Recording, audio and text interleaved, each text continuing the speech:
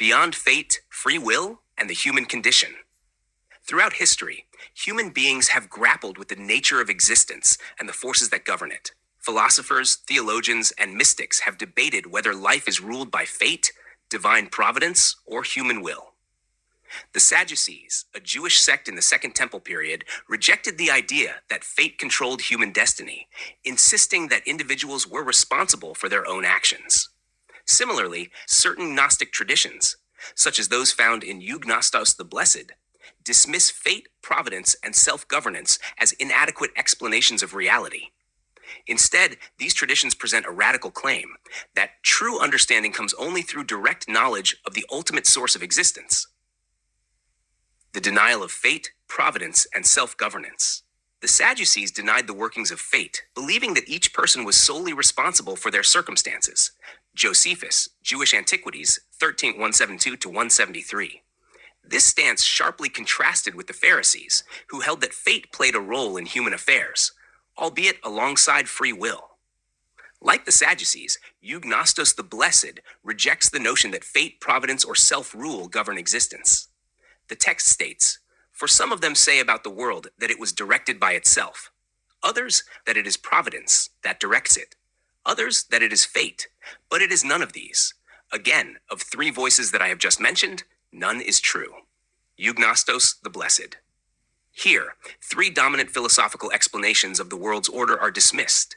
The idea that the universe governs itself is seen as empty and lifeless. Providence, often understood as divine foresight or intervention, is declared foolish. Fate, which suggests an impersonal force determining all things, is said to be incapable of discernment. These perspectives, while influential in ancient thought, are portrayed as misleading constructs of human reasoning. True knowledge and the path to immortality. Rather than relying on philosophical speculation, Eugnostos insists that true understanding comes from an entirely different source, the God of truth.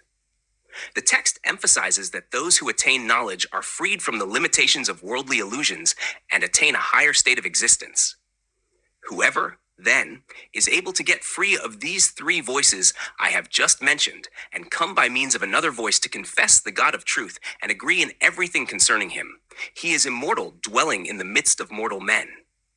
Eugnostos the Blessed. This statement presents knowledge, gnosis, as the key to transcending the limitations of earthly existence.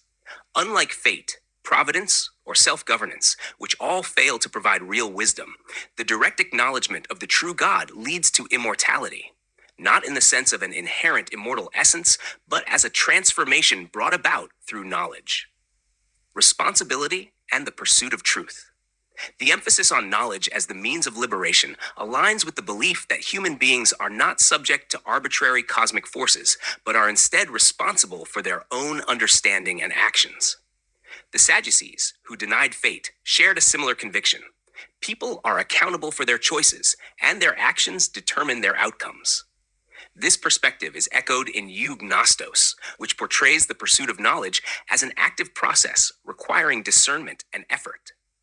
In contrast to deterministic systems that leave no room for human agency, Eugnostos presents an invitation to those who seek understanding.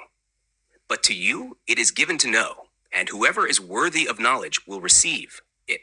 Whoever has not been begotten by the sowing of unclean rubbing, but by first who was sent, for he is an immortal in the midst of mortal men. Eugnostos the Blessed. Here, knowledge is not imposed on individuals by fate or divine decree, but is granted to those who actively seek it. The reference to being begotten by first who was sent suggests that those who attain true understanding align themselves with the highest source of wisdom. The rejection of fate and providence. In Eugnostos the Blessed, the idea of fate, providence, and self-governance is critiqued as an incomplete understanding of reality. Eugnostos rejects the notions that the world operates through predetermined outcomes or divine orchestration, instead focusing on the individual's role in navigating life and attaining true knowledge.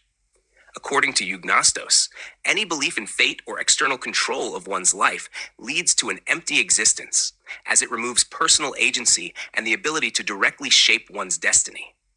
This aligns with the view that human life is governed not by external forces, but by individual wisdom and knowledge of the truth.